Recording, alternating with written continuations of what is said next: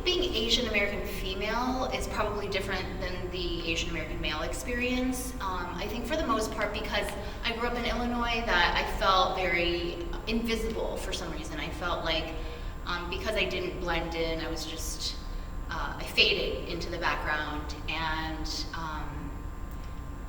I think it's hard for Asian American women to have self-esteem in that way because we don't fit to the standard, the Western standard of beauty, and we probably have a lot more hang-ups about being female than other women. I think all women grapple with that issue, but I think Asian American women probably have a bit more self-esteem issues, and we have to grapple more with what it means to be not only a woman in American culture, but what it means to be a woman in Asian culture too. There are different expectations placed on us, and what it means to be Asian American in general is that we have, I think, a heavier burden placed on our shoulders, whether it's academic expectations or career expectations or what's called filial piety, which means that the children have to not only obey our elders but also provide for them and take care of them in their old age.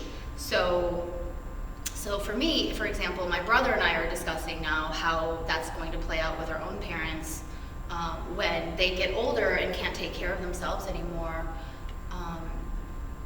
We don't feel like a nursing home would be an option, and so what does that look like? How would we take care of them ourselves? And how would we provide for them financially?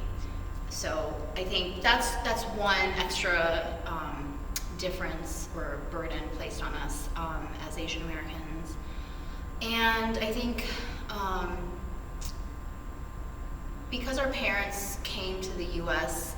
Primarily to survive, to get a better life for themselves than in their home country, they came with a real survival mentality, and they were not pursuing happiness or success necessarily. They just needed to survive, and they needed to bring the rest of the family over if they could. They needed to pave the way for extended family members, and if they were one of the lucky ones to be able to make it to the U.S., then all of the expectation and all the burden was placed on them financially. So I think growing up growing up with parents who have had those kinds of pressures placed on them also translates into pressures being placed on us.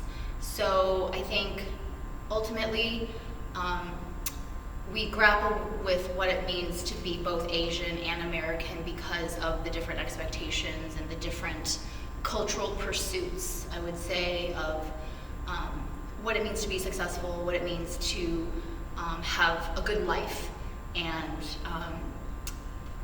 then as an Asian American Christian, that we have to reconcile that with biblical values too, right? So there's a lot of juggling and